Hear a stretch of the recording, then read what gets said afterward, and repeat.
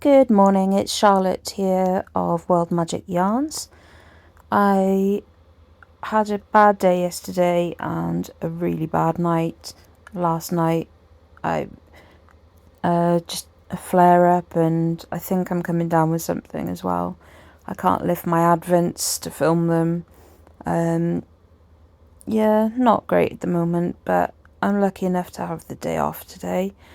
So I have this 1 cup tea machine in my bedroom, and I'm making myself a cup of Blaidd and Blend. It's like a Christmas clove and orange tea, and I'm going to drink that and then show you some footage that I took when I was making some marmalade, and I'll talk you through that. It was really fun. So I thought I'd take you through making marmalade. The first thing I did was buy a tin of this amazing stuff. It's called marmalade, and because I'm disabled, chopping and peeling and mushing and cutting and everything like that is really difficult. So this tin basically does all that for you, and it also contains a setting agent. So all you need to add to this mixture is sugar and water, and that's it. So there's a little mark on the tin that you can fill to the line with water, like a pot noodle, and you just add that in to the contents of the tin. I've got the biggest pan I could find. My really big pan is a dye pan, so unfortunately I can't use that for food, but this one was big enough. So I've added the water in. I'm going to keep the tin because it's got that nice vintagey tin, you know what I mean. The ones you can keep and they look nice with things in them. So yeah, that can go in the dishwasher later. And I'm adding 2 kilos of sugar, which is a huge amount of sugar, but marmalade and jam are basically sugary fruit, aren't they? So yeah, so that's all been added in, and then all you do now is give it a mix, and then add heat and bring it to the boil, and then boil it for 15 minutes. It's as simple as that. I also added in some whiskey, and it says on the tin that if you stir in a knob of butter during the boiling process, it gets rid of the foam on the top, and I think that actually did work, because one minute it was foamy, and then when it came to pouring it in the jars, it wasn't. So what I'm going to do now is just speed this up until the next little bit, because I filmed this in real time, so you really don't want to sit here for 45 minutes while this boiling takes place. I'm doing this in my dyeing area, which is actually really handy because there's a little hob and I can sit down at my desk and stir. I don't have to worry about standing up or moving around or anything like that. So yeah, very, very useful to have this dyeing area for making marmalade.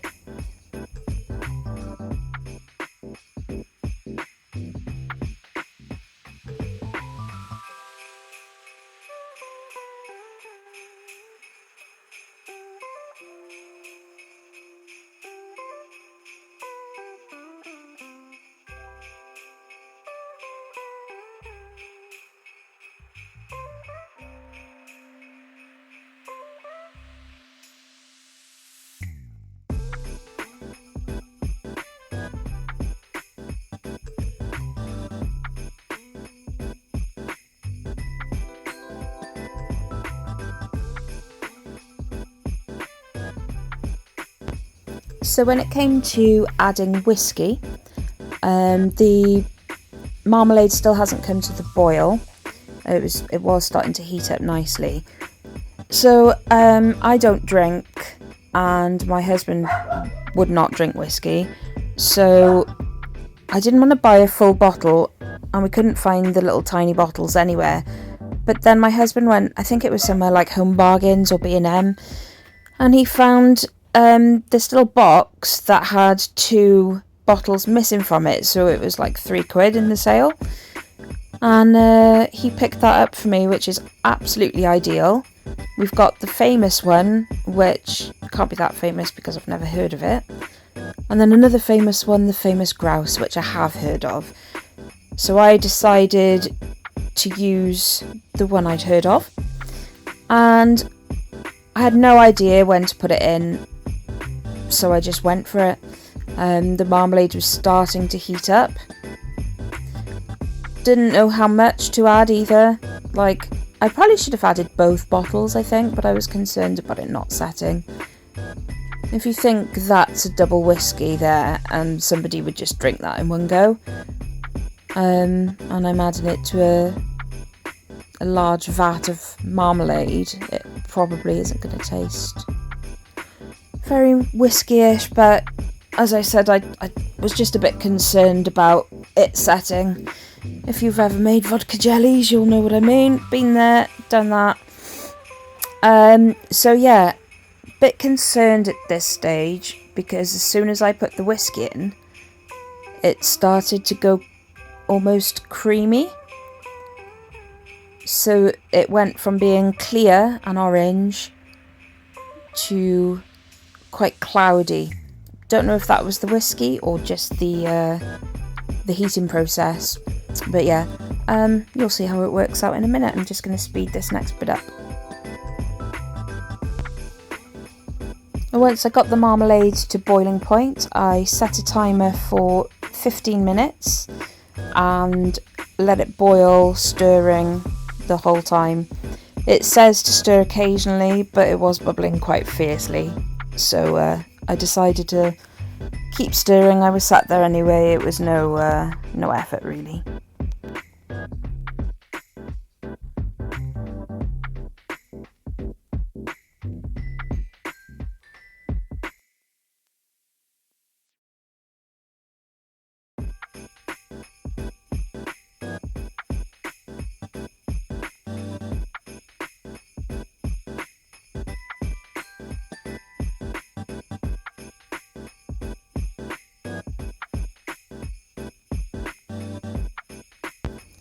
And now it was time to test to see if it will set. So I've got this little saucer here, and I dripped a bit of marmalade onto it. And you're supposed to put it in a cool place and leave that to cool, but I wasn't going to go to the effort of getting up and moving around for that. So got my little trusty fan, cooled that down while I continue to stir. You can see that it looks really nice, and you know, when sugar goes all caramelly and lovely. Quite a lot of foam, but the butter seemed to work. So if I cool that down a little bit more, it wasn't quite cool. I think it's going to set, well, I thought it was going to set okay because I could see it setting on the sides of the pan. So yeah, I pretty much knew, well, hoped, that meant it was going to set nicely. So yeah, I haven't got the timer on anymore at this moment. But I figured that boiling it a little bit longer wouldn't do anything bad, so there's my little bit of marmalade on this saucer, and you have to sort of push it slightly with your finger and see if it wrinkles. It's hard to see because of the pattern on the plate, but it did wrinkle. So I decided at this point that it was probably okay, and I let it boil just a little bit longer before I started putting it into jars. When it came to jarring it, I The pan does have a spout, a little lip, for pouring into jars, but my arms are too weak to lift that big pan when it's full of marmalade. So my husband got me a tiny measuring jug so I could scoop and fill that way. It was messy, I'm not gonna lie, very messy. It worked, but my cork mat will probably never be the same. And I got very sticky. As you can see, the jug was a bit rubbish and it was dripping off everywhere. But it did the job. I wiped the jars down afterwards and I was able to clean the mat and everything. I did it with anti-bac wipes because I find that because they've got the grease, anti-grease stuff in them, it can cut through sticky stuff as well really well. And they did actually work much better than like a spray did or soap and water. So yeah, I am using Kilner jars, and I bought 6 of them, and out of this 1 tin of marmalade, I managed to get 4 2/3 jars. So not quite enough to fill 6, but enough because we aren't huge consumers of marmalade, and it means we can give a couple of jars away to like my parents, and my husband's got a work colleague who wants one as well. So yeah, I'm just going to speed up the rest of the filling.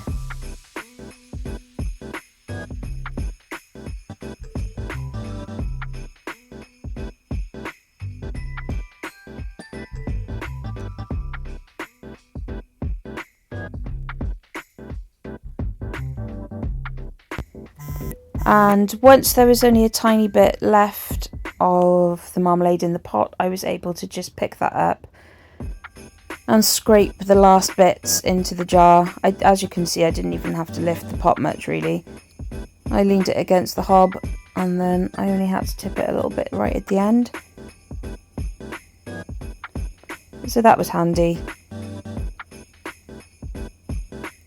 I would recommend putting some sort of maybe foil or something disposable and recyclable underneath the jars, or maybe just like a tray or something that you could put in the dishwasher afterwards before doing the filling, because it was messy.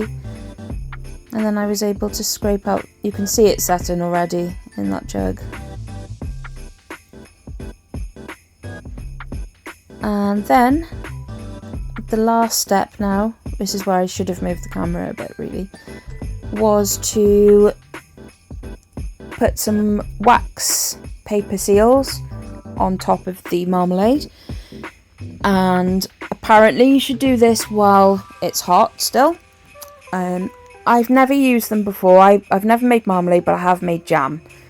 And I haven't used these before, but they work to create a seal so that the contents don't go mouldy or spoil. So I thought this time, having never made marmalade, I will go ahead and use those paper discs. So that's what I'm about to do. Paper discs, then the lids, and then I was pretty much done. I bought some the jars come with white labels, but they're a bit boring. So I bought some black labels and a chalk pen, labelled them all up, and hopefully the marmalade will taste nice. I haven't tried it yet. I will try it later.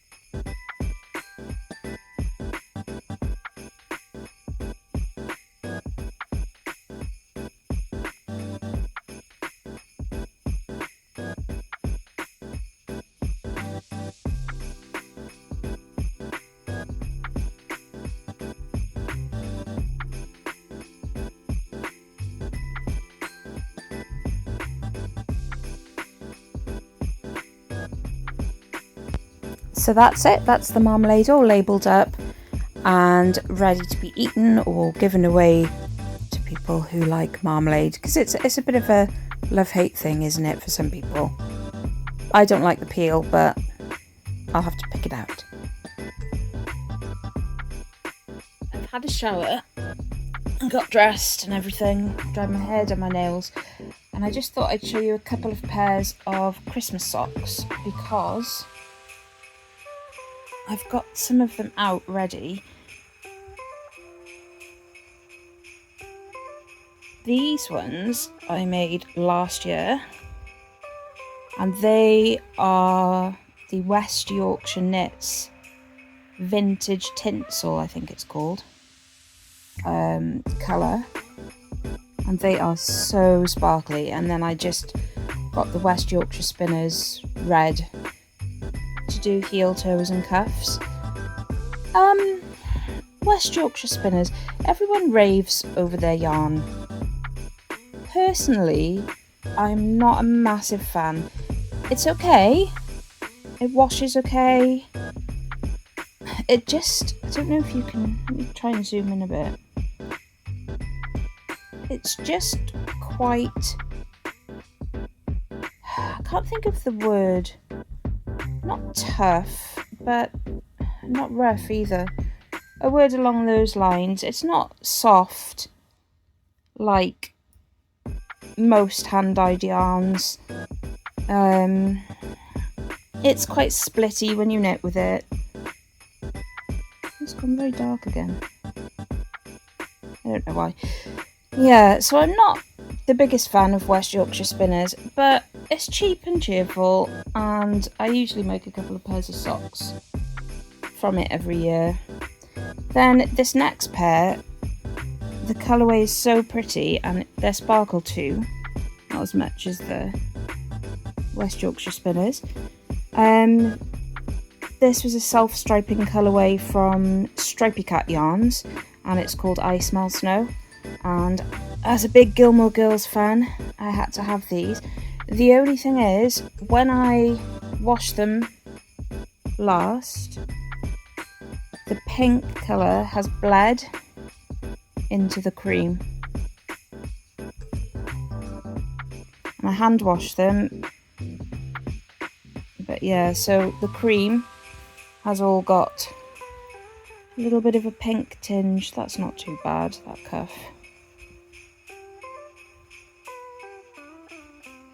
So I don't know if I maybe wash them in the washing machine with a colour catcher, maybe that would help, but I'm not sure now. It's been tinged pink for a while. Oops, sorry. I am rubbish at this. And then my last pair I want to show you is these candy cane socks. The pattern is by Donna Ray Makes, and they're called it's either the Christmas garland socks or the vintage garland socks. And the colours are a custom dye from Nora George Yarns. I wanted minty green and then a candy cane contrast colour. They're so nice. They were really simple to knit, and I just love the way the little garlands have come out. And the colours are exactly what I asked for. Aren't they pretty? The right way. Really nice pattern. And they're not like in your face Christmassy either. But if you know, you know. Yeah, so that is my collection of 3 pairs right now. I also got these out. I don't know why. I just love wearing them. This is Cheshire Cat colourway and the Encanto colourway or Mirabelle from Truly Hooked, and I just think the colours go so well together.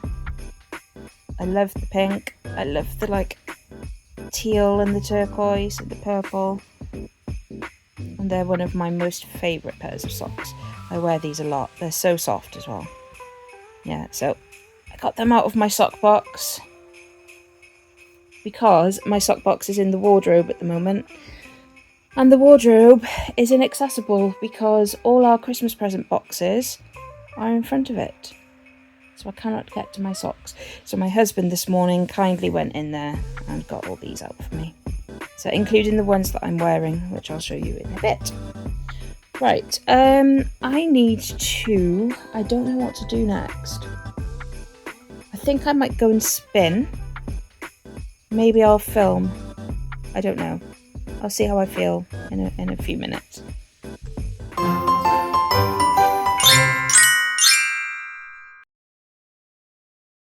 So the cheesy Hallmark Christmas film for yesterday, the 10th, was My Christmas Love, and that one is actually on the Hallmark channel. I thoroughly enjoyed this one. Corporate girl takes boy colleague home to small town farm for Christmas, and every day gifts from the 12 Days of Christmas song turn up. So on the first day she gets a real partridge in a pear tree, and the second day she gets 2 turtle doves in a cage, and then the hens start arriving, and it's just really sweet, really cool. I loved all the gifts, and she realises that she was in love with her colleague all along. Wonderful. And it wasn't him who sent the gifts, it was someone else. So I won't spoil it, but go and watch it. It's a lovely, very Christmassy film. The second film, the one for today, was Project Christmas Wish, and that's also on the Hallmark channel. And as I started this, my teenager came in and said, "Oh, it's one of these films, isn't it? Man whose wife died brings small child to new town where he falls in love with woman in the town." And he was absolutely spot on with this one. Exactly as he said, typical Hallmark film, still enjoyable.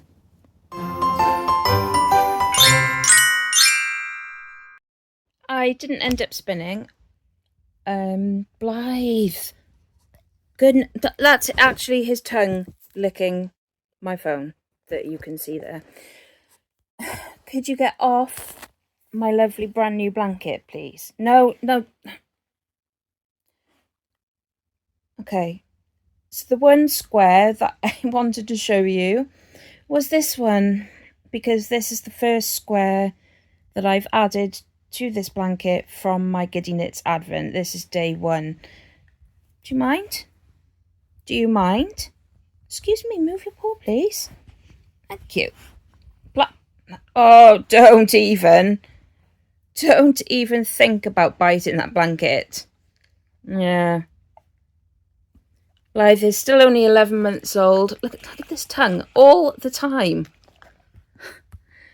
And he does now and again still try and play bite, don't you? Right, this is just impossible, Blaidd. Anyway, yeah, so I've added the first square of the Giddy Yarns Advent, and I already love it. Why? Why are you like this? Blaidd, why are you like this? Look, he's not looking at me now because he knows. Like, yeah, goodbye, bye. He's gone to get a toy. I'm really pleased with it. I can't wait to put the next colour in. The next colour is here. So we've got a little bit darker. And I'm going to try and do that later. Hopefully I'll have enough time, because this blanket is just so lovely. And once all those Advent colours are in, it's going to be beautiful and hopefully big. Right, I am going to sign off for today because Blaidd is belligerent as usual. He's brought a toy. And hopefully I will maybe have improved enough by tomorrow to film again. Say bye. Look at that cheeky face. You naughty boy. Yeah. He's thrown his toy off the bed now, because if I won't throw it for him, he'll throw it off the bed himself, go and get it, and then make me feel guilty that I'm not playing with him.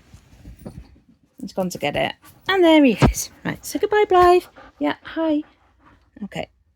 See you tomorrow.